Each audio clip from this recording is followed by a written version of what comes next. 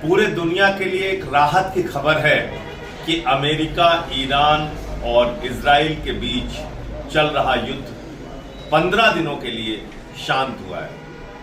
15 दिनों के लिए युद्ध विराम लगा है, लेकिन ईरान को नजर रखनी होगी अमेरिका और इजराइल के ऊपर, क्योंकि वो धोखे से वार करने के लिए जाने जाते हैं। तो क्या 15 दिन के बाद फिर वैसी परिस्थितियां पैदा हो सकती हैं? इसके बारे में ईरान को सावधान रहना चाहिए। दूसरी बात, इस पूरे शांति समझौते में, इस पूरी बातचीत में कौन सा देश उभर के सामने आया जो एक आतंकी देश है, जो अपने देश के अंदर प्रशिक्षण शिविर देता है आतंकवादियों को? पाकिस्तान वो शांति दूत बन गया। इसके पीछे की वजह क्या है?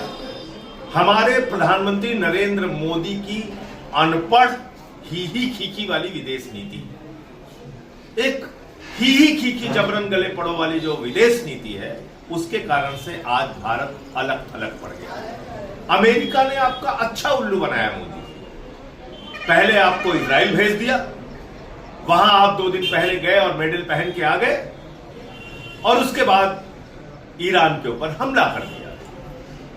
क्यों आप भारत की प्रतिष्ठा को दुनिया में गिराने का काम कर रहे हैं?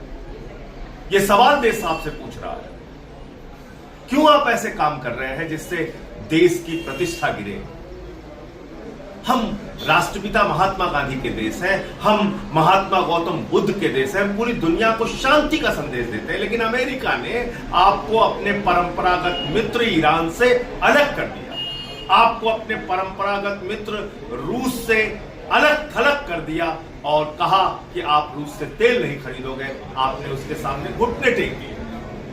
ये क्यों कर रहे हैं प्रधानमंत्री? ये इसलिए कर रहे हैं कि उनका दोस्त अडानी भ्रष्टाचार के मामले में अमेरिका में फंसा हुआ है। उनके 2 और करीबी एप्स्टीन फाइल्स में फंसे हुए हैं, और इजराइल के माध्यम से हिंदुस्तान में अपने विपक्षी लोगों के ऊपर नजर रखने के लिए, खुफिया जानकारी इकट्ठा करने के लिए पेगासस का इस्तेमाल करते हैं नरेंद्र मोदी। इसलिए इजराइल की हर बात को मानने के लिए तैयार हो जाए। अरे आप हमसे लड़िए ना, विपक्ष के लोगों से जितना लड़ना है लड़िए, लेकिन देश के प्रतिष्ठा को चोट मत पहुंचाइए। आज एक आतंकी देश वो शांति दूत बना हुआ है, और जिस देश ने पूरी दुनिया को शांति का संदेश दिया, आपकी गलत नीतियों के कारण नरेंद्र मोदी जी, आपकी अनपढ़ ही खीखी और जबरन गले पड़ो की विदेश नीति ने भारत को आज अलग थलग कर दिया।